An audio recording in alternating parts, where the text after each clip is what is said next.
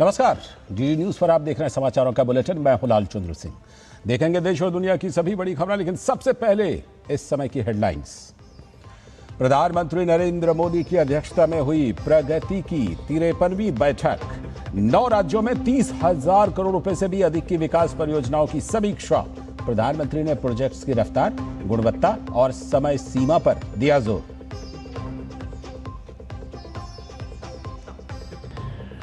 दिल्ली में राष्ट्रीय सुरक्षा रणनीति पर मंथन। गृह मंत्री अमित शाह की अगुवाई में 9वें राष्ट्रीय सुरक्षा रणनीति सम्मेलन का आयोजन। आंतरिक सुरक्षा को सुदृढ़ बनाने और इंफॉर्मेशन वॉरफेयर की रणनीति पर चर्चा।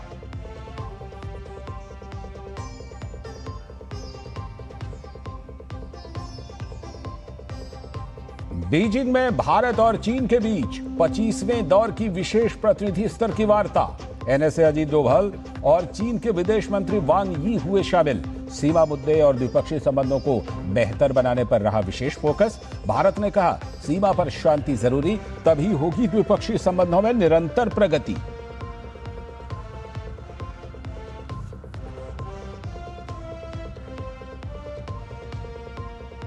उत्तर प्रदेश में योगी कैबिनेट की बैठक में महिलाओं को मुफ्त बस यात्रा और गंगा एक्सप्रेसवे का विस्तार समेत 24 प्रस्तावों को मंजूरी।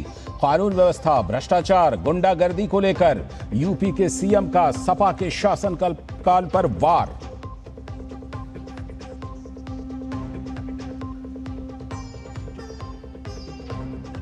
आईआईटी दिल्ली ने एमएससी छात्र के निधन पर जताया दुख। जांच के लिए बाहरी जांच समिति गठित करने का किया फैसला। संस्थान ने कहा, छात्रों का मानसिक स्वास्थ्य और कल्याण है सर्वोच्च प्राथमिकता।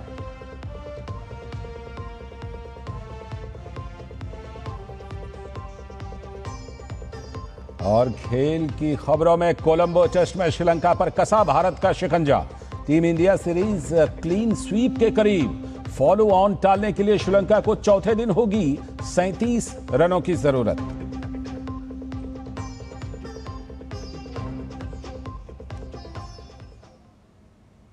हेडलाइंस के बाद खबरें विस्तार से। सबसे पहले इस समय की सबसे पहली और सबसे बड़ी खबर। प्रधानमंत्री नरेंद्र मोदी ने नई दिल्ली के सेवा तीर्थ में प्रगति की 53वीं बैठक की अध्यक्षता की। प्रगति यानी pro active governance and timely implementation सरकार की ऐसी आईसीटी आधारित व्यवस्था है जिसके जरिए बड़े प्रोजेक्ट्स की प्रगति और नीतिगत मुद्दों की सीधे समीक्षा की जाती है। बैठक में प्रधानमंत्री ने रेल, सड़क और बिजली क्षेत्र से जुड़ी 6 प्रमुख बुनियादी ढांचा परियोजनाओं की समीक्षा की। ये परियोजनाएं 9 राज्यों में फैली हैं और इनकी कुल लागत 30,000 करोड़ रुपए से भी ज्यादा है। समीक्षा के दौरान परियोजनाओं की समय सीमा, विभिन्न एजेंसियों के बीच समन्वय, लंबित मुद्दों के समाधान और जल्द पूरा करने पर जोर दिया गया। प्रधानमंत्री ने कहा कि बुनियादी ढांचा परियोजनाओं को अलग अलग हिस्सों या पैकेज के तौर पर नहीं, बल्कि एकीकृत परियोजना के रूप में देखा जाना चाहिए। किसी एक हिस्से में काम पूरा होना तभी सार्थक है जब पूरी परियोजना समय पर पूरी होकर लोगों तक उसका लाभ पहुंचाए। उन्होंने केंद्र और राज्य सरकारों से एंड टू एंड मॉनिटरिंग और जवाबदेही के साथ काम करने को कहा। प्रधानमंत्री ने बड़े परिवहन और बुनियादी ढांचा प्रोजेक्ट्स की योजना बनाते समय जहां संभव हो कॉमन यूटिलिटी कॉरिडोर विकसित करने की संभावनाएं तलाशने पर भी जोर दिया। साथ ही उन्होंने साफ कहा कि परियोजनाओं की रफ्तार बढ़ाने के साथ गुणवत्ता से कोई समझौता नहीं होना चाहिए।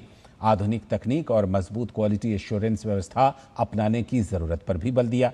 बैठक में डिजिटल एग्रीकल्चर मिशन के तहत एग्री स्टैक की भी समीक्षा हुई। प्रधानमंत्री ने कृषि डेटा का बेहतर इस्तेमाल करने और एआई जैसी नई डिजिटल तकनीकों को कृषि क्षेत्र में अपनाने पर जोर दिया।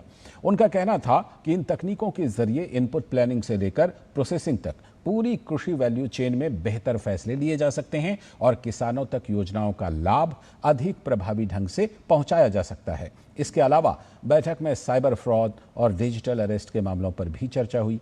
प्रधानमंत्री ने साइबर अपराधों की रोकथाम के लिए लगातार जागरूकता अभियान, प्रशिक्षण और साइबर सुरक्षा शिक्षा पर जोर दिया। खासतौर पर वरिष्ठ नागरिकों, युवाओं और दूसरे संवेदनशील वर्गों को साइबर ठगी के तरीकों और उसके संकेतों के प्रति जागरूक करने की जरूरत बताई। कुल मिलाकर प्रगति की इस बैठक में तेज और गुणवत्तापूर्ण इंफ्रास्ट्रक्चर, डिजिटल कृषि और साइबर सुरक्षा तीनों मोर्चों पर समयबद्ध और समन्वित कार्रवाई का संदेश दिया गया। और दूसरी बड़ी खबर, नई दिल्ली में आयोजित आसूचना ब्यूरो के राष्ट्रीय सुरक्षा रणनीति सम्मेलन के समापन सत्र को संबोधित करते हुए केंद्रीय गृह एवं सहकारिता मंत्री अमित शाह ने कहा कि विकसित भारत के लक्ष्य को हासिल करने के लिए मजबूत आंतरिक सुरक्षा बेहद जरूरी है। उन्होंने कहा कि हर क्षेत्र में अग्रणी बनने के लिए देश की आंतरिक सुरक्षा व्यवस्था को और सुदृढ़ करना होगा। अमित शाह ने कहा कि नारकोटिक्स, नक्सलवाद और नॉर्थ ईस्ट जैसी चुनौतियों को समय रहते पहचान कर रोका जाना चाहिए। उन्होंने कहा कि सरकार ने आंतरिक सुरक्षा के तीनों प्रमुख हॉटस्पॉट में खड़ी चुनौतियों को समाप्त करने में सफलता हासिल की है, जिसका श्रेय राज्यों के पुलिस, केंद्रीय एजेंसियों और सीएपीएफ को जाता है। गृह मंत्री ने राष्ट्रीय सुरक्षा रणनीति सम्मेलन को भविष्य की चुनौतियों की पहचान करने वाला मंच बताया। उन्होंने कहा कि अगले 15 से 20 वर्षों की सुरक्षा चुनौतियों को ध्यान में रखते हुए रणनीति तैयार करनी होगी। उन्होंने बताया कि अगले 1 वर्ष में तीनों नई न्याय संहिताओं का 100% क्रियान्वयन किया जाएगा। इससे आपराधिक मामलों के त्वरित निपटारे और दोष सिद्धि दर बढ़ाने में मदद मिलेगी। सीमा सुरक्षा पर अमित शाह ने कहा कि सरकार का लक्ष्य देश को जल्द घुसपैठ मुक्त बनाना है। उन्होंने कहा कि घुसपैठिए देश की सुरक्षा, अर्थव्यवस्था और जनसांख्यिकी के लिए खतरा हैं।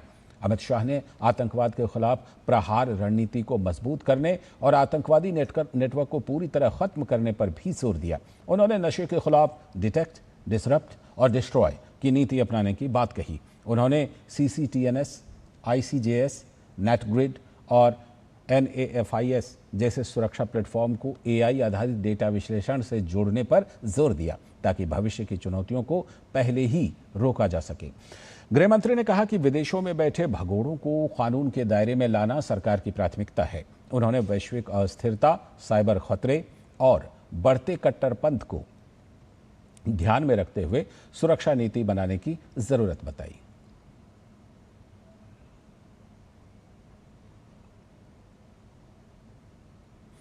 और अब अगली बड़ी खबर, भारत चीन सीमा क्षेत्रों में शांति और स्थिरता बनाए रखने को द्विपक्षीय संबंधों के निरंतर विकास और प्रगति के लिए बेहद महत्वपूर्ण बताया है।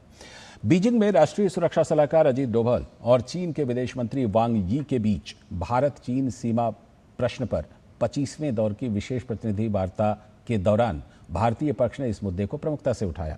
विदेश मंत्रालय द्वारा इस बारे में जारी एक प्रेस बयान में ये बातें कही गई। विदेश मंत्रालय के बयान के मुताबिक चीन के विदेश मंत्री वांग यी के निमंत्रण पर बीजिंग गए राष्ट्रीय सुरक्षा सलाहकार अजीत डोभाल ने कहा कि सीमा क्षेत्रों में शांति और स्थिरता बनाए रखना दोनों देशों के बीच संबंधों को आगे बढ़ाने के लिए जरूरी है। 24 और 25 अगस्त को हुई वार्ता में दोनों पक्षों ने अक्टूबर 2024 में कजान और अगस्त 2025 में तियानजिन में शीर्ष नेतृत्व के बीच बनी महत्वपूर्ण सहमतियों के क्रियान्वयन में हुई प्रगति की समीक्षा की। दोनों देशों ने लोगों के बीच संपर्क और सीमा पार आदान प्रदान की बहाली पर संतोष जताया। इनमें कैलाश मानसरोवर यात्रा और 3 निर्धारित सीमा व्यापार मार्गों के जरिए सीमा व्यापार भी शामिल है। वार्ता के दौरान डोभाल और वांग यी ने भारत चीन सीमा विवाद के राजनीतिक समाधान की दिशा में काम जारी रखने पर सहमति जताई। दोनों पक्षों ने कहा कि वे अपने व्यापक और दीर्घकालिक हितों को ध्यान में रखते हुए सीमा प्रश्न के राजनीतिक समाधान की तलाश जारी रखेंगे। ये दोनों भारत और चीन के विशेष प्रतिनिधि भी हैं। इन्होंने द्विपक्षीय संबंधों के साथ साथ क्षेत्रीय और अंतर्राष्ट्रीय महत्व के मुद्दों पर भी विचारों का आदान प्रदान किया।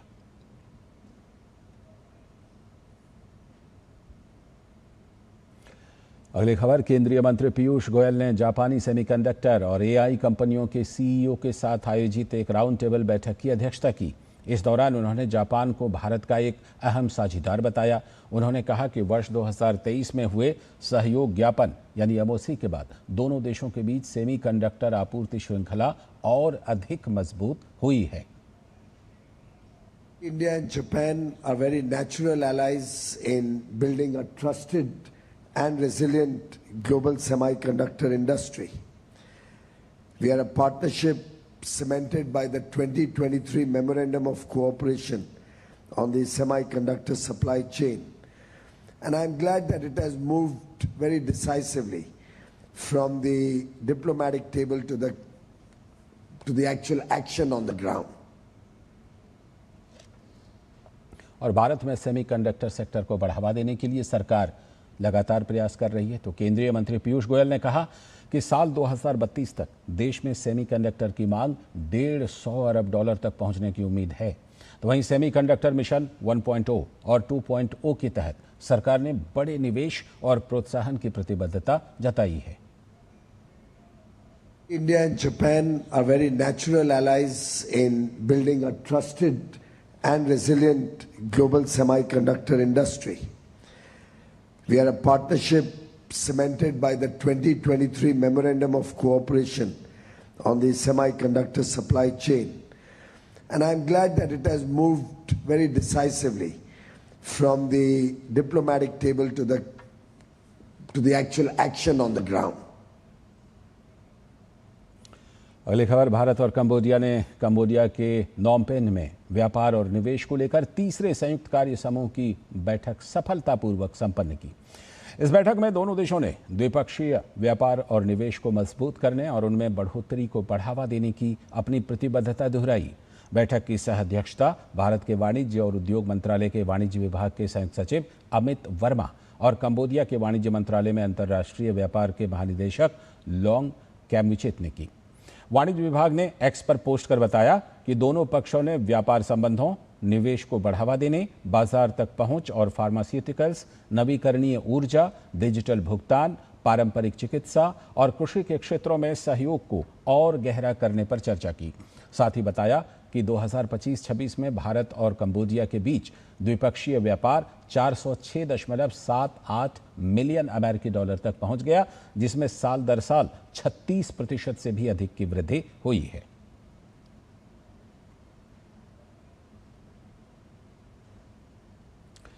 आगे की खबरों में, राष्ट्रीय स्वयंसेवक संघ यानी आरएसएस के सरसंघ चालक मोहन भागवत अमेरिका पहुंच गए हैं। 29 अगस्त को न्यूयॉर्क सिटी में यूनिवर्सल वननेस सेलिब्रेशन का आयोजन किया जाएगा, जिसको सरसंघ चालक मोहन भागवत मुख्य रूप से संबोधित करेंगे। यह कार्यक्रम अमेरिकी संगठन अहेड फोरम की ओर से आयोजित किया जा रहा है। इसमें अमेरिका के विभिन्न हिस्सों से हिंदू संगठनों, सांस्कृतिक और सामाजिक संस्थाओं के प्रतिनिधियों समेत हजारों प्रवासी भारतीयों की शामिल होने की उम्मीद है। यह आयोजन हिंदू पर्व रक्षाबंधन के अवसर पर आयोजन किया जा रहा है। इसका कार्यक्रम का उद्देश्य सामाजिक एकता, आपसी सद्भाव और वसुधैव कुटुंबकम की भावना को आगे बढ़ाना है। समारोह में सांस्कृतिक कार्यक्रमों के साथ विभिन्न समुदायों के प्रतिनिधि भी शामिल होंगे। इसमें सेवा, संवाद और सामुदायिक भागीदारी जैसे विषयों पर चर्चा होगी।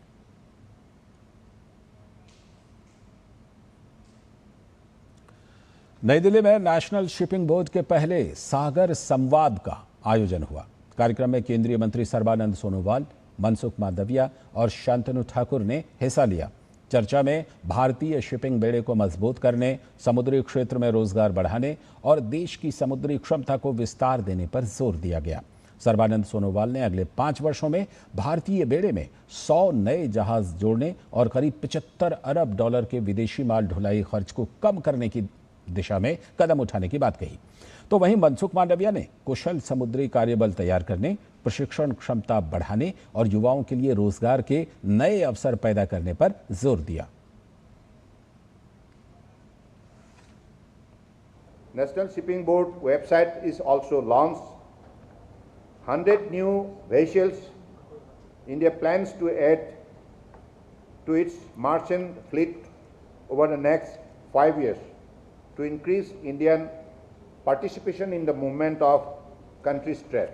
India currently pays around $75 billion annually to foreign shipping lines to transport its cargo, highlighting the need to strengthen Indian tonnage. By 2047, we are going to include 419 vessels, which will increase our tonnage capacity to 4.5 million tonnage. Budget कब बना सकते हो? जब सरकार के पास income होगी। तो साहब कहेंगे कि सरकार ने टैक्स तो बढ़ाया नहीं, इनकम टैक्स में तो रिलीफ दिया, लेकिन भी सरकार की इनकम बढ़ी। सरकार की इनकम इसलिए बढ़ी कि सरकार ने ज्यादा पैसा नहीं, कम टैक्स लेना, ज्यादा लोगों से कम टैक्स लेना चालू करा।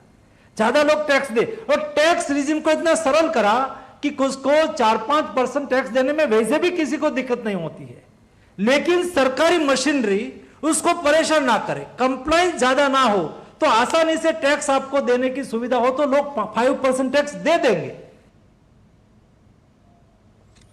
अगली खबर, भारतीय तटरक्षक बल और वियतनाम तटरक्षक बल के बीच 7वीं उच्च स्तरीय बैठक चेन्नई में आयोजित हुई।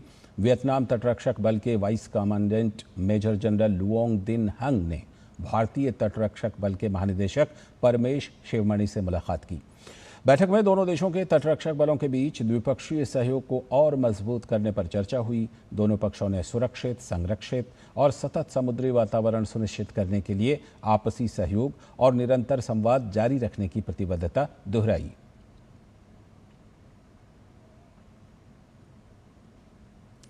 रेल मंत्री अश्विनी वैष्णव ने भारत की पहली बुलेट ट्रेन परियोजना की प्रगति का एक वीडियो साझा किया है। वीडियो में महाराष्ट्र के ठाणे और पालघर के खूबसूरत इलाकों से गुजरते हाई स्पीड रेल कॉरिडोर के निर्माण की झलक दिखाई गई है। ठाणे जिले के शिलफाटा से महाराष्ट्र गुजरात सीमा के जरोली गांव तक 135 किलोमीटर से ज्यादा लंबे एलिवेटेड सेक्शन पर तेजी से काम चल रहा है। इस हिस्से में 124 किलोमीटर से ज्यादा वायाडक्ट और ब्रिज शामिल हैं। ठाणे, विरार और बोईसर में 3 एलिवेटेड स्टेशन बनाए जा रहे हैं, जबकि 7 पहाड़ी सुरंगों में से 3 का निर्माण पूरा हो चुका है। उल्हास, वैतरणा और जगानी नदियों पर बड़े पुलों का काम भी जारी है। प्रधानमंत्री नरेंद्र मोदी के विजन और रेल मंत्री अश्विनी वैष्णव के नेतृत्व में भारत की बुलेट ट्रेन परियोजना आधुनिक रेल परिवहन के नए युग की ओर बढ़ रही है।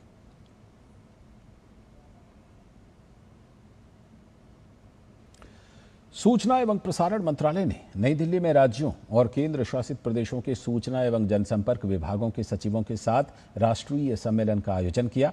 सम्मेलन की अध्यक्षता मंत्रालय के सचिव चंचल कुमार ने की। बैठक में सूचना, प्रसारण, मीडिया और क्रिएटिव इकोनॉमी को मजबूत करने के लिए केंद्र और राज्यों के बीच बेहतर समन्वय पर चर्चा हुई। चंचल कुमार ने कहा कि प्रधानमंत्री नरेंद्र मोदी के विजन के तहत भारत की सॉफ्ट पावर और क्रिएटिव इकोनॉमी को राष्ट्रीय प्रगति की सप्तधारा में शामिल किया गया है। उन्होंने कहा कि क्रिएटिव इकोनॉमी रोजगार, निवेश और भारत के वैश्विक प्रभाव को बढ़ाने की क्षमता रखती है। सम्मेलन में वेब्स 2027, वेब्स बाजार, wave x, create in India challenge, public service broadcasting को मजबूत करने और डिजिटल मीडिया क्षेत्र में सहयोग बढ़ाने जैसे मुद्दों पर भी चर्चा हुई।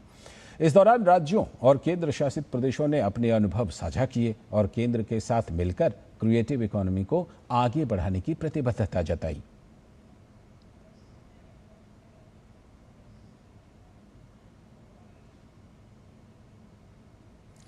अगली खबर, राजधानी नई दिल्ली में देश के सभी कृषि विश्वविद्यालयों के कुलपतियों और ICAR संस्थानों के निदेशकों का 36वें वार्षिक सम्मेलन का कृषि मंत्री शिवराज सिंह चौहान ने उद्घाटन किया। इस अवसर पर कृषि राज्य मंत्री रामनाथ ठाकुर और भागीरथ चौधरी भी उपस्थित रहे। कार्यक्रम में ICAR महानिदेशक और कृषि अनुसंधान एवं शिक्षा विभाग के सचिव डॉक्टर ML जाट सहित विभाग के आला अधिकारी मौजूद रहे। कार्यक्रम को संबोधित करते हुए कृषि मंत्री शिवराज सिंह चौहान ने कहा कि कृषि की शिक्षा को अनुसंधान केंद्रित करने के साथ साथ उसे व्यावहारिक बनाया जाना चाहिए। उन्होंने कहा कि प्रधानमंत्री नरेंद्र मोदी ने देश के सामने जो विकसित भारत का लक्ष्य रखा है, उसकी पूर्ति के लिए कृषि क्षेत्र अहम किरदार निभाएगा। एग्री एजुकेशन कैसी होनी चाहिए?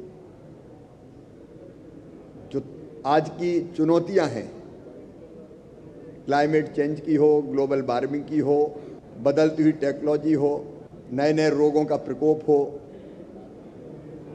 मिट्टी का खराब स्वास्थ्य हो, उन सब का समाधान भी ढूंढना है। और हमारे कृषि स्नातक या कृषि शिक्षा प्राप्त करके जो विद्यार्थी निकलते हैं, उनका कैसे भविष्य बेहतर हो और वो कृषि को कैसे बेहतर करें, किसानों को उससे कैसे फायदा हो, इस पर विस्तार से चर्चा हो रही है। खबर उत्तर प्रदेश से, जहां योगी आदित्यनाथ की सरकार ने लखनऊ स्थित जयप्रकाश नारायण इंटरनेशनल सेंटर यानी JPNIC के संचालन को निजी क्षेत्र के हाथों में सौंपने के प्रस्ताव को मंगलवार को कैबिनेट की बैठक में मंजूरी दे दी। कैबिनेट के फैसले के मुताबिक JPNIC को वृंदावन बॉटलर्स प्राइवेट लिमिटेड और Rockwood hotels and resorts private limited को 30 साल की लीज पर दिया जाएगा। साथ ही इस लीज को आगे 25 साल तक बढ़ाने का विकल्प भी रखा गया है। उत्तर प्रदेश सरकार की योजना JPNIC को विश्वस्तरीय सुविधाओं से लैस एक प्रमुख केंद्र के तौर पर विकसित करने की है। योजना के तहत JPNIC में म्यूजियम, ऑडिटोरियम, स्पोर्ट्स कॉम्प्लेक्स और मल्टी लेवल पार्किंग जैसी विश्वस्तरीय सुविधाएं विकसित की जाएंगी। सरकार का फोकस JPNIC को आधुनिक सुविधाओं से लैस कर एक प्रमुख केंद्र के रूप में विकसित करने पर है।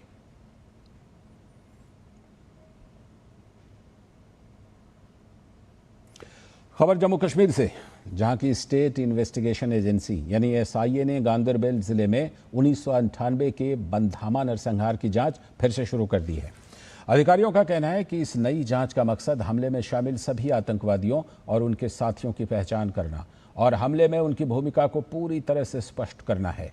25 जनवरी 1998 को हथियारों से लैस आतंकवादियों ने बंधामा गांव में कई घरों पर हमला किया और बेरहमी से 23 कश्मीरी पंडितों की हत्या कर दी थी, जिनमें 9 महिलाएं और 4 बच्चे शामिल थे। SIA का यह कदम घाटी में कश्मीरी पंडितों की हत्या से जुड़े पुराने मामलों की दोबारा जांच की व्यापक पहल का हिस्सा है।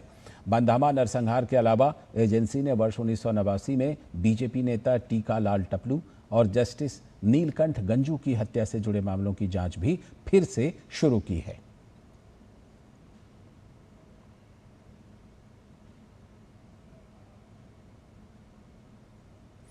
और अब खबर कर्नाटक से, जहां भारतीय जनता पार्टी 1 से 10 सितंबर तक रायचूर से वेल्लाडी तक 10 दिवसीय पदयात्रा निकालेगी।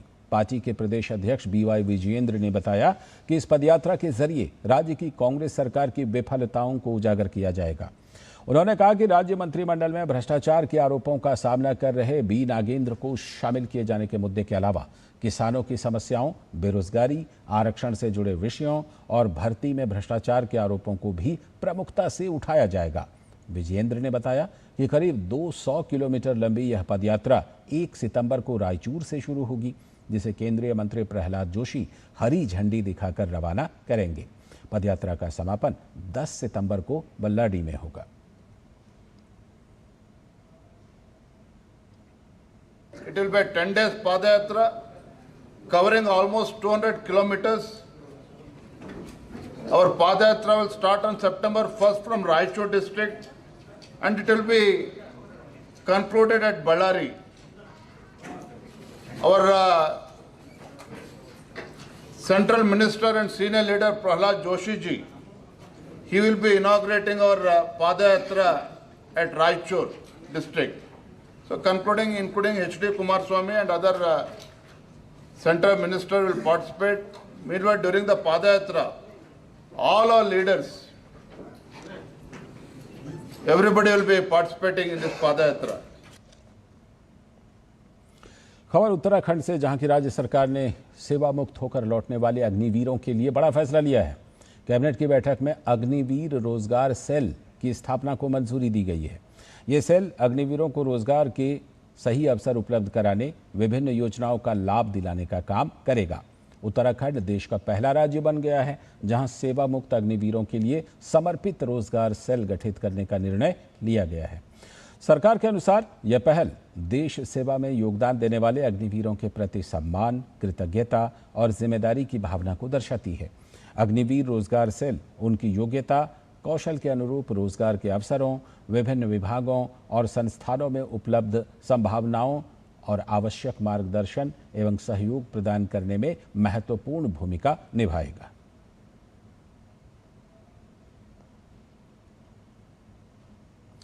IIT दिल्ली ने MSc छात्र ऋषिकेश कुमार के निधन पर गहरा दुख जताया है। IIT दिल्ली ने कहा कि इस तरह की हर दुखद घटना की गहन और स्वतंत्र जांच जरूरी है। इसी को देखते हुए संस्थान ने ऋषिकेश कुमार की मौत की परिस्थितियों की जांच के लिए एक बाहरी जांच समिति गठित करने का फैसला लिया है। समिति को मामले की व्यापक जांच करने और छात्र सहायता प्रणाली को और मजबूत करने के लिए जरूरी कदम सुझाने का अधिकार दिया जाएगा। IIT दिल्ली के अनुसार ऋषिकेश कुमार जुलाई 2025 में संस्थान से जुड़े थे और पढ़ाई में प्रतिभाशाली छात्र थे। इस साल होली के बाद स्वास्थ्य संबंधी चिंता सामने आने पर उन्हें IIT अस्पताल ले जाया गया, जहां मनोचिकित्सक ने उनका मूल्यांकन किया। बाद में परिवार की इच्छा पर उनका विशेषज्ञ अस्पताल में करीब 1 महीने तक इलाज चला। संस्थान ने बताया कि छात्र ने दूसरे और तीसरे सेमेस्टर से नाम वापस लेने का अनुरोध किया था, जिसे मंजूरी दे दी गई थी। जुलाई और अगस्त 2026 में भी उन्हें काउंसलिंग और उपचार संबंधी सहायता दी गई। IIT दिल्ली ने कहा कि छात्र मानसिक स्वास्थ्य सेवाओं को और मजबूत किया जा रहा है। संस्थान में 15 काउंसलर, 1 पूर्णकालिक और 2 अंशकालिक मनोचिकित्सक उपलब्ध हैं, जबकि इलाज का खर्च संस्थान ही उठाता है।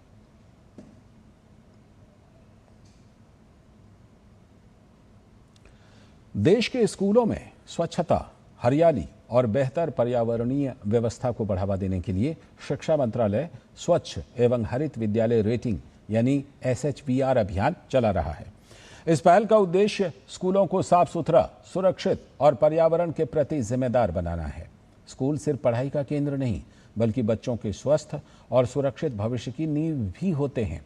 इसी सोच के साथ शिक्षा मंत्रालय के स्कूल शिक्षा और साक्षरता विभाग ने स्वच्छ एवं हरित विद्यालय रेटिंग 2026-27 अभियान शुरू की है। इसके तहत देश भर के विद्यालयों का मूल्यांकन स्वच्छता, स्वास्थ्य, जल प्रबंधन, पर्यावरण संरक्षण और टिकाऊ व्यवस्थाओं के आधार पर किया जाएगा। आपको बता दें कि SHVR के जरिए स्कूलों को पानी की उपलब्धता, स्वच्छ शौचालय, हाथ धोने की व्यवस्था, स्कूल संचालन और रखरखाव, छात्रों में व्यवहार परिवर्तन, क्षमता निर्माण और पर्यावरण संरक्षण जैसे क्षेत्रों में बेहतर प्रदर्शन के लिए प्रोत्साहित किया जाएगा। इस अभियान का मकसद केवल स्कूलों में सुविधाएं उपलब्ध कराना नहीं, बल्कि इन सुविधाओं के सही इस्तेमाल और नियमित रखरखाव की संस्कृति विकसित करना है। इसके जरिए विद्यार्थियों में स्वच्छता की आदतों और पर्यावरण संरक्षण की भावना को मजबूत करने का प्रयास किया जा रहा है।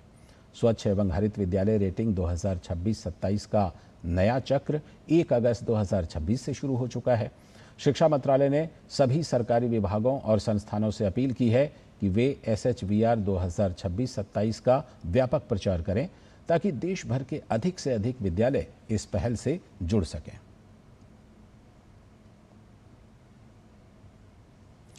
सुप्रीम कोर्ट के समाधान समारोह 2026 ने दशकों से लंबित मुकदमों को आपसी सहमति और मध्यस्थता के जरिए समाप्त करने की दिशा में महत्वपूर्ण मिसाल कायम की है।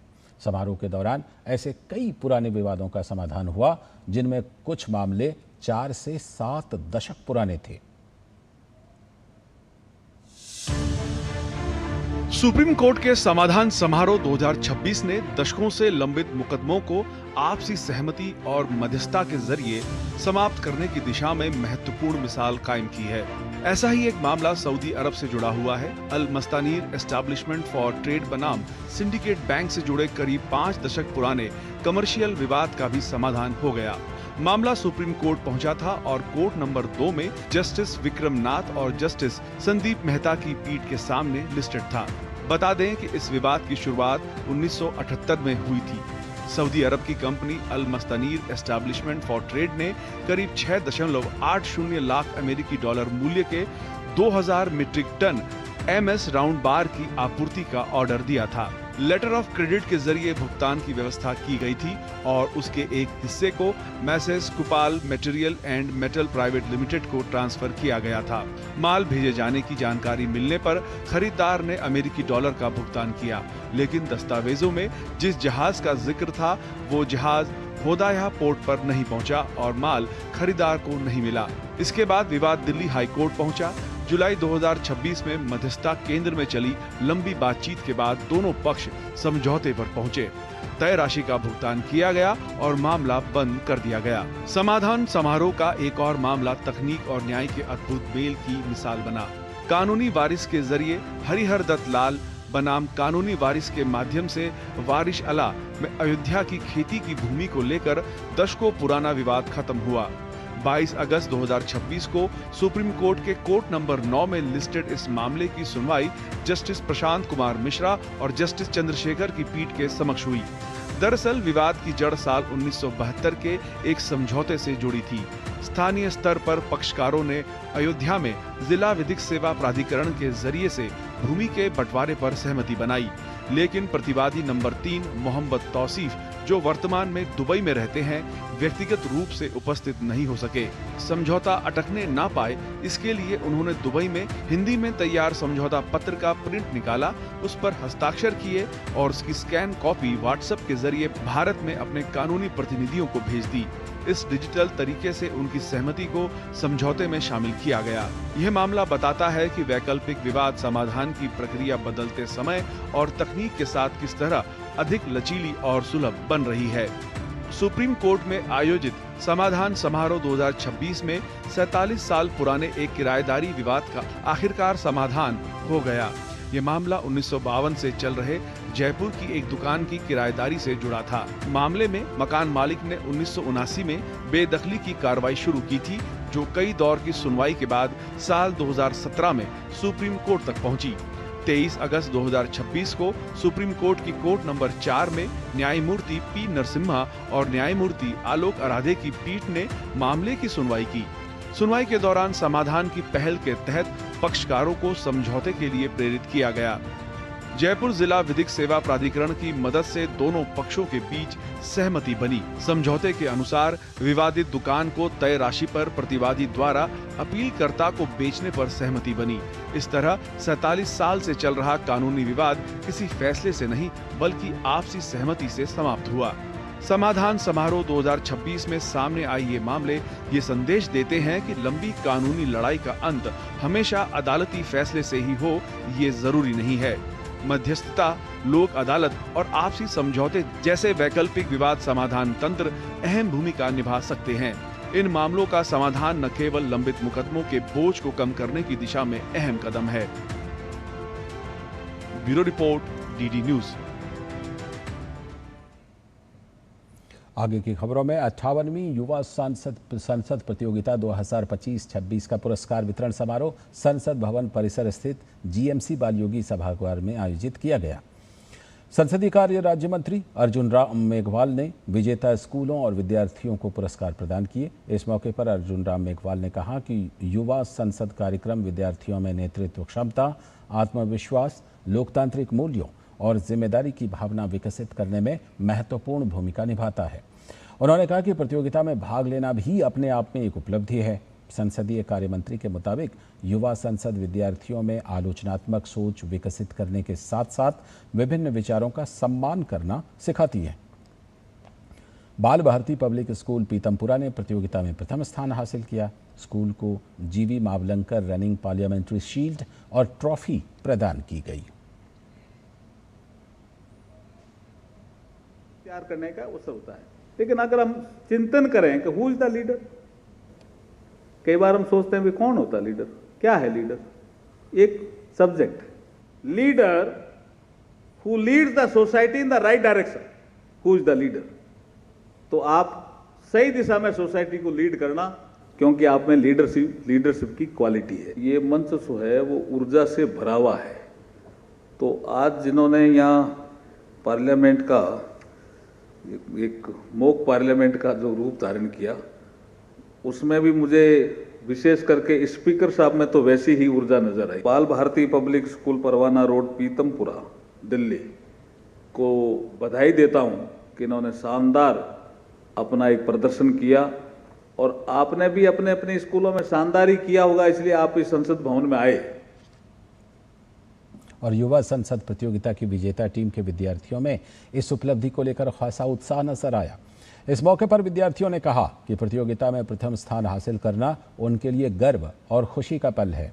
उन्होंने कहा कि युवा संसद के माध्यम से उन्हें संसद की कार्यप्रणाली, लोकतांत्रिक मूल्यों और विभिन्न मुद्दों पर अपने विचार रखने का अवसर मिला। विद्यार्थियों ने अपनी सफलता का श्रेय अपने शिक्षकों के मार्गदर्शन और पूरी टीम की मेहनत को दिया।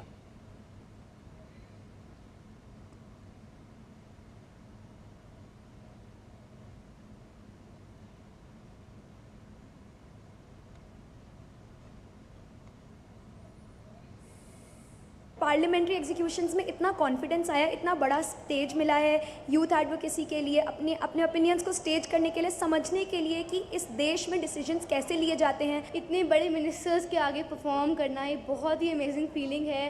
And big thanks to all our teachers जिन्होंने हमें पूरे टाइम सपोर्ट किया।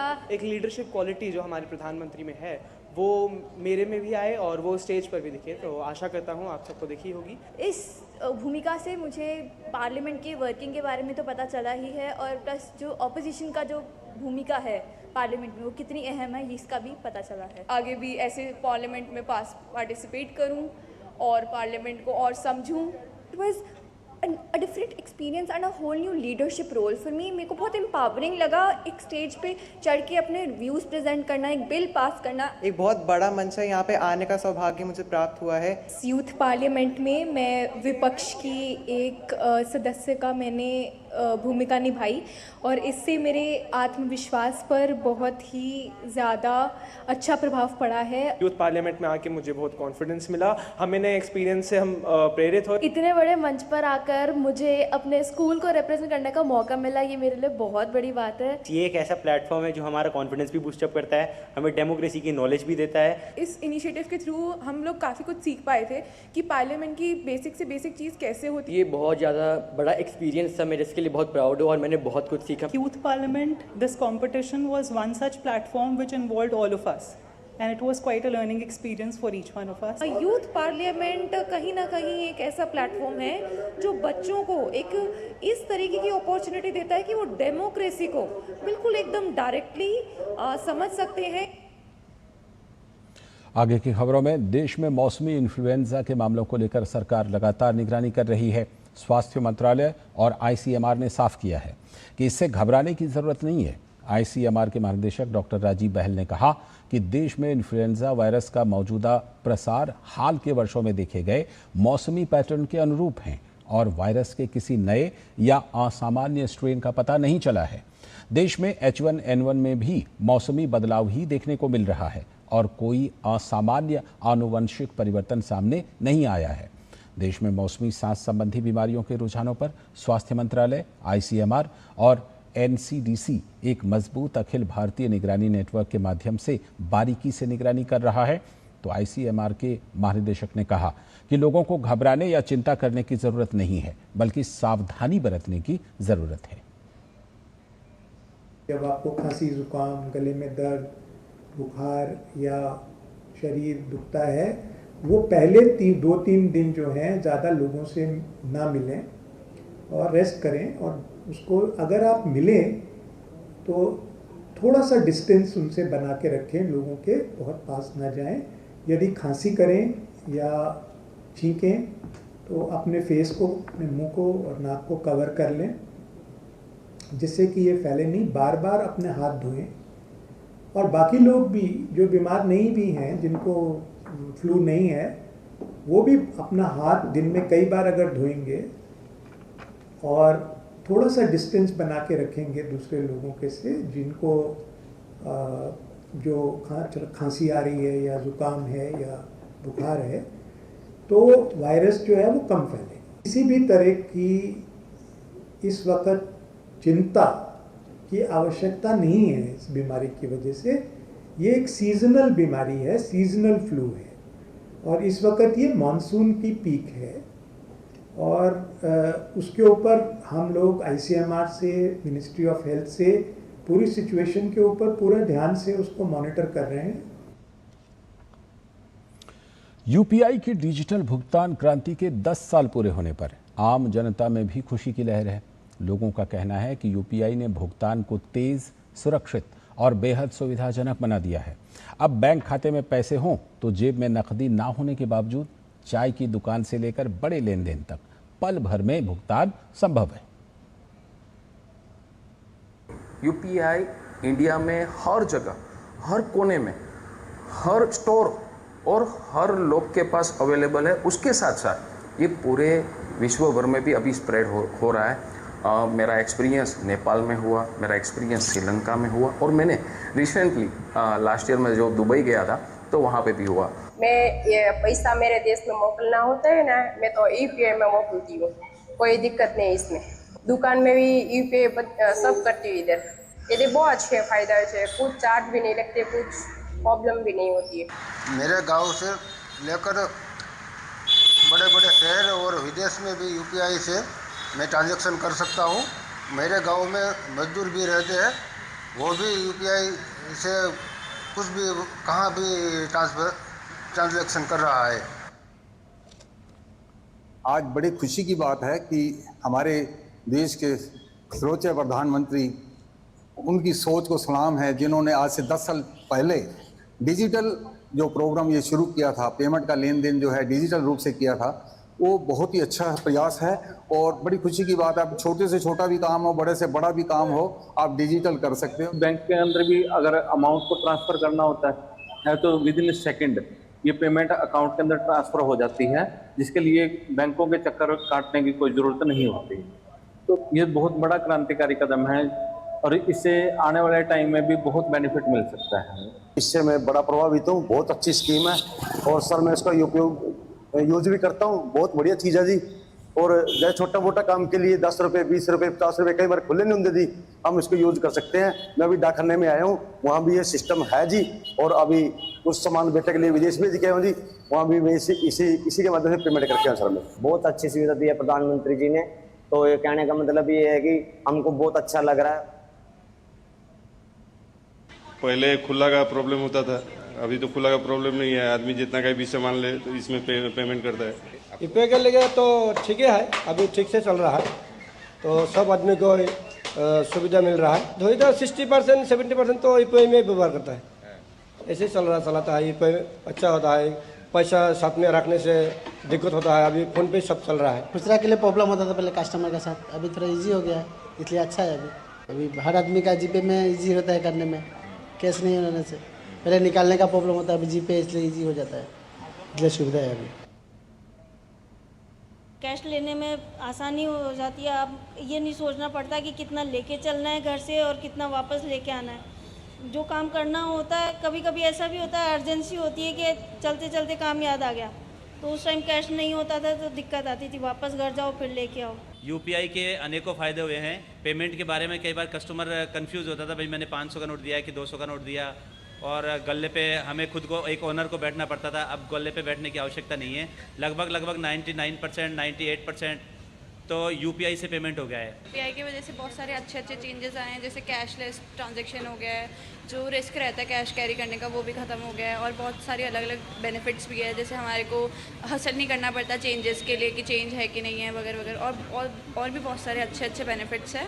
और यूपीआई से बहुत ही ईजी ट्रांजेक्शन है कि हम कहीं पे भी कभी भी कर सकते हैं ट्रांजेक्शन, और आजकल तो ऑफलाइन यूपीआई भी स्टार्ट होने वाले हैं। UPI is the best thing I think, कि क्योंकि इसमें बहुत अच्छा तरीके से हम कर पाते हैं, कैश गिरने का कुछ ड्रामा नहीं रहता, पेमेंट जो है विद इन सेकेंड्स हो जाता है। इवन हम किसी सिटीज़ टू सिटीज़ भी करना चाहें तो वो भी बहुत अच्छे तरीके से हो जाता है, और ये बहुत कन्वीनियंट है, मुझे ये लगता है। आगे की खबरों में केंद्रीय वित्त और कॉरपोरेट कार्य मंत्री निर्मला सीतारमण कनाडा पहुंच गई हैं। टोरंटो पियर्सन इंटरनेशनल एयरपोर्ट पहुंचने पर कनाडा में भारत के महावाणिज्य दूत महावीर सिंघवी ने उनका स्वागत किया। वित्त मंत्री सीतारमण अपने आधिकारिक दौरे के तहत कनाडा और अमेरिका की यात्रा पर हैं। इस दौरान वो भारत कनाडा आर्थिक और वित्तीय संवाद में हिस्सा लेंगी। दौरे का उद्देश्य दोनों देशों के बीच आर्थिक और वित्तीय सहयोग को मजबूत करना, निवेश संबंधों को बढ़ावा देना और साझा वैश्विक आर्थिक मुद्दों पर चर्चा करना है। कनाडा यात्रा के बाद वित्त मंत्री अमेरिका में G20 वित्त मंत्रियों की बैठक में भारतीय प्रतिनिधिमंडल का नेतृत्व करेंगी। राष्ट्रीय परीक्षा एजेंसी यानी एनटीए में सुधार और देश की खेल प्रतिभाओं को बढ़ावा देने को लेकर संसद की स्थायी समिति की बैठक में महत्वपूर्ण चर्चा हुई। शिक्षा, महिला, बाल, युवा एवं खेल संबंधी संसदीय स्थायी समिति की बैठक में रायपुर के सांसद बृजमोहन अग्रवाल ने कई अहम सुझाव रखे। बैठक में एनटीए के सुदृढ़ीकरण से संबंधित संशोधित 382वें प्रतिवेदन के प्रारूप को स्वीकार किया गया।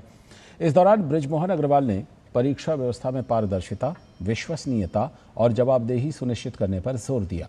वहीं उन्होंने छत्तीसगढ़ की खेल प्रतिभाओं को राष्ट्रीय अंतर्राष्ट्रीय मंच देने और टीओपीएस जैसी योजनाओं का लाभ सुदूर क्षेत्रों तक पहुंचाने की जरूरत बताई।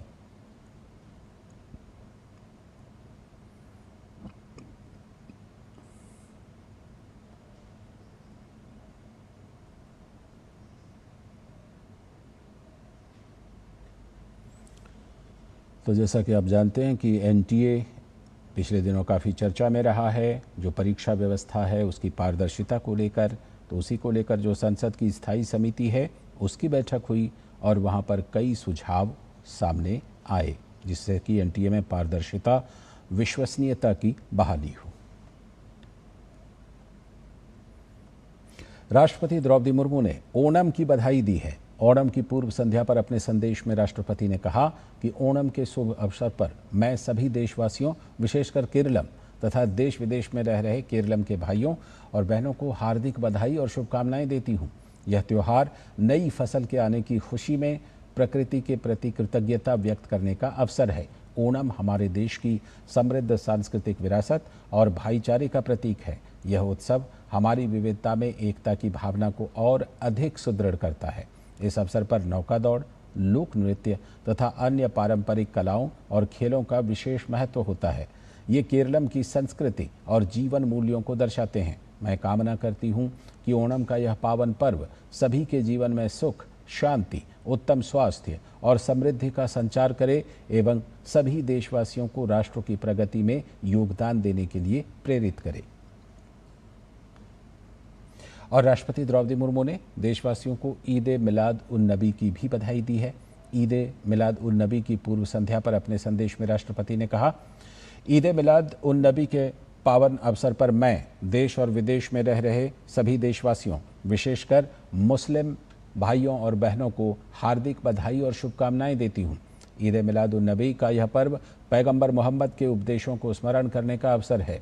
उनकी शिक्षाएं हमें सदाचार और कर्तव्य की भावना को अपनाने की प्रेरणा देती हैं। आइए हम पैगंबर मोहम्मद के जीवन के उच्च आदर्शों से प्रेरणा लें तथा एक समावेशी और विकसित भारत के निर्माण में अपना सक्रिय योगदान दें।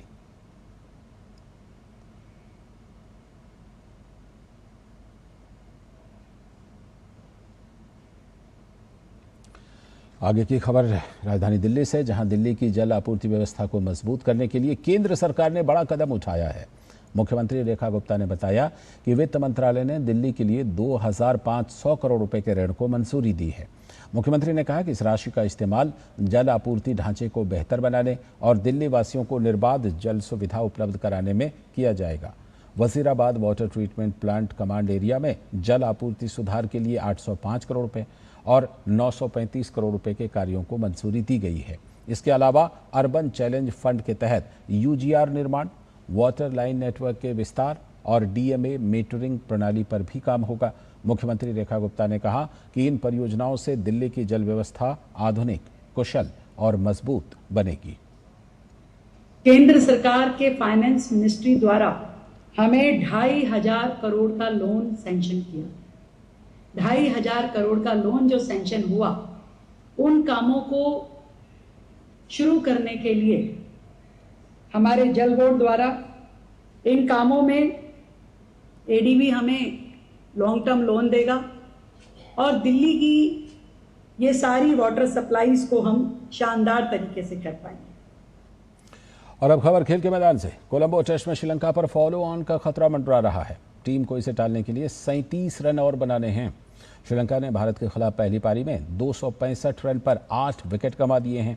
भारत ने पहली पारी में 503 रन बनाए थे। बारिश के कारण तीसरे दिन का खेल जल्दी समाप्त हो गया। श्रीलंकाई बल्लेबाज सोनल दिनुशा 85 और लाहिरू कुमारा 8 रन पर नाबाद लौटे। पसिंदु सूर्यबंजारा ने 80 रन की पारी खेली। उन्हें रविंद्र जडेजा ने बोल्ड किया। भारत की ओर से प्रसिद्ध कृष्णा और मानव सुथार ने 3-3 विकेट लिए। रविंद्र जडेजा और मोहम्मद सिराज को 1-1 विकेट मिला। इससे पहले दूसरे दिन भारत ने अपनी पहली पारी 9 विकेट पर 503 रन बनाकर घोषित कर दी। भारत की ओर से दूसरे दिन ध्रुव जुरेल ने शतक लगाया, तो वहीं ऋषभ पंत ने अर्धशतक लगाने में सफलता हासिल की। 2 मैचों की टेस्ट सीरीज में भारतीय टीम पहले ही 1-0 से आगे है और टीम का लक्ष्य कोलंबो टेस्ट को जीत सीरीज को 2-0 से क्लीन स्वीप करने की है। जम्मू कश्मीर की फेंसिंग ने खेल जगत में नया इतिहास रच दिया है। फेंसर श्रेया गुप्ता ने एशियन गेम्स के लिए क्वालिफाई करने वाली जम्मू कश्मीर की पहली महिला खिलाड़ी बनकर इतिहास रच दिया है। तो वहीं विशाल थापर ने भी अपनी रैंकिंग के आधार पर भारतीय टीम में जगह बनाकर प्रदेश के लिए दोहरी उपलब्धि हासिल की है। दोनों खिलाड़ी सितंबर 2026 में जापान के आईची नागोया में होने वाले 20वें एशियन गेम्स में भारत का प्रतिनिधित्व करेंगे। श्रेया गुप्ता ने इंडिविजुअल और टीम इवेंट, जबकि विशाल थापर ने टीम इवेंट के लिए क्वालिफाई किया है। सालों की कड़ी मेहनत, अनुशासन और लगातार बेहतर प्रदर्शन का नतीजा है कि जम्मू कश्मीर के ये दोनों फेंसर अब एशिया के सबसे बड़े खेल मंच पर अपनी प्रतिभा का प्रदर्शन करेंगे। आज का दिन जो है, ये दिन देखने के लिए एक कोच, मैं कोच बोल रहा हूँ, कोच का ख्वाब होता है कि बच्चा ओलंपिक खेले, और ओलंपिक के नज़दीक है एशियन गेम्स। इसकी अगली सीढ़ी ये ओलंपिक है, और वो दिन दूर नहीं होगा कि ये ओलंपिक भी खेलेंगे, पक्का 101% यहाँ तक हमारे को यकीन है इस बात का। लेकिन मैं विशाल और श्रेया की बात करूँ, विशाल को 20 साल हो गए मेहनत करते हुए। 20 साल से इसने सीढ़ियों से स्टार्ट किया था सर। ये इंफ्रास्ट्रक्चर तो अभी मिला हमको, ये स्पोर्ट्स काउंसिल की देन है, ये इंफ्रास्ट्रक्चर मिला, और कुछ एसोसिएशनों ने हमारा वो जो है हेल्प किया है इसके लिए, ये पिस्टें वगैरह ये है। लेकिन स्पोर्ट्स काउंसिल ने भी बहुत ज़्यादा हेल्प दी है। अभी जो हमारे पास इक्विपमेंट वगैरह आया है, लेकिन इस इक्विपमेंट से ये विशाल वगैरह नहीं खेल के गए हैं, ये सीढ़ियों से प्रैक्टिस करके एनसीयू में पहुँचे हैं। International institute of sports and management Mumbai और टोटल स्पोर्ट्स एंड फिटनेस ने CIIsports.com कॉन्क्लेव 2026 में स्पोर्ट्स रिटेल पर नई पुस्तक लॉन्च की। पुस्तक का विमोचन कौशल विकास एवं उद्यमिता राज्य मंत्री स्वतंत्र प्रभार जयंत चौधरी की मौजूदगी में हुआ। पुस्तक के लेखक टोटल स्पोर्ट्स एंड फिटनेस के संस्थापक एवं प्रबंध निदेशक नितिन L शाह हैं। पुस्तक में भारत के स्पोर्ट्स रिटेल और स्पोर्ट्स गुड्स इकोसिस्टम तथा संगठित रिटेल की बढ़ती भूमिका पर चर्चा की गई है। नितिन शाह ने कहा कि खेलों में बढ़ती भागीदारी से स्पोर्ट्स रिटेल क्षेत्र में नए अवसर पैदा हो रहे हैं। Badminton, tennis, football, hockey, athletics और क्रिकेट जैसे खेलों की लोकप्रियता से खेल उपकरणों की मांग बढ़ रही है। आज हम हमारी नॉलेज सीरीज़ के तहत चौथी बुक लॉन्च कर रहे हैं, जिसका नाम है स्पोर्ट्स रिटेल। इसके पहले भी हमने 3 बुक लॉन्च की हुई है। Sports marketing by Vineet Karnik, sports psychology by Mugdha Bavare, और on sporting legends by mister Vishnu. हमारा यही प्रयास होता है कि जो हम बुक लॉन्च करेंगे वो टेक्स्ट बुक की जैसे यूज़ होगी। इंडियन कंटेक्स्ट में कोई बुक्स ज़्यादा अवेलेबल है नहीं, तो ये हमारा प्रयत्न चल रहा है कि we will have books which would be completely useful for the college students from an academic point of view. Overall sports एक ऐसी कैटेगरी है जो इतनी बढ़ेगी आगे जा कर के, वो मुझे आज यहाँ पर आके पता चला। तो हम predominantly multi sport multi brand retail company है, और हमारे करंटली 23 स्टोर्स हैं, प्लस हमारा B2B डिवीज़न है, प्लस ई-कॉमर्स है। और इसके साथ इस बुलेटिन में फिलहाल इतना ही। हमें दीजिए अनुमति। नमस्कार।